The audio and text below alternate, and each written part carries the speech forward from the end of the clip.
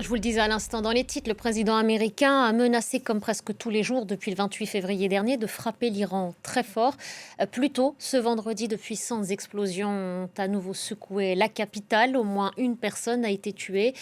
Au même moment, et malgré ces bombardements, plusieurs hauts dirigeants ont investi la rue aux côtés d'autres manifestants. Ils défilaient à l'occasion de la journée d'It al-Quds, une date instaurée en 79 en soutien aux Palestiniens. Bonjour Siavosh Ghazi, vous êtes à Téhéran pour nous, pour France 24. Siavosh, il y a eu cette séquence d'abord que j'évoquais à l'instant ce matin, la réapparition en public de plusieurs personnalités. En premier lieu, le chef de la sécurité Ali Larijani et le président Massoud Pezeshkian. Absolument. Tous les responsables politiques iraniens étaient à cette manifestation.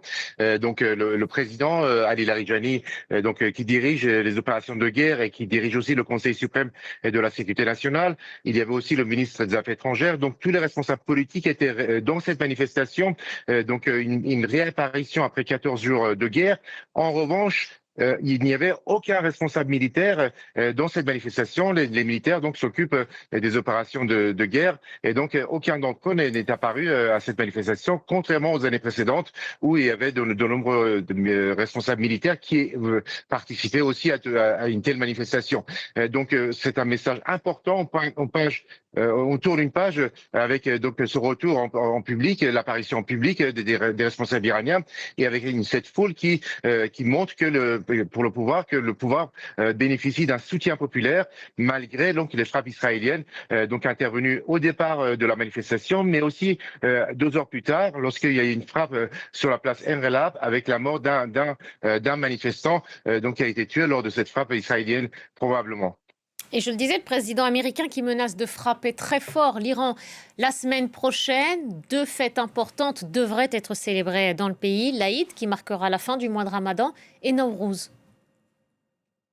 Absolument. Le président Trump a menacé des frappes encore plus importantes, mais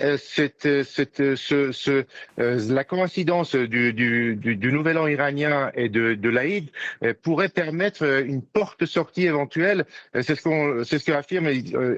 on affirme ici dans les milieux autorisés, des milieux informés en tout cas, c'est que cette opportunité, ça sera le jeudi prochain. Jeudi prochain, le nouvel an iranien sera fêté, ça sera Nowruz et l'Aïd dans certains pays arabes, c'est donc jeudi et pour l'Iran, c'est vendredi. La coïncidence de ces 2 moments importants pourrait permettre de décréter par exemple un cessez-le-feu pour mettre fin aux hostilités et reprendre des négociations. C'est une possibilité qu'on évoque bien sûr ici.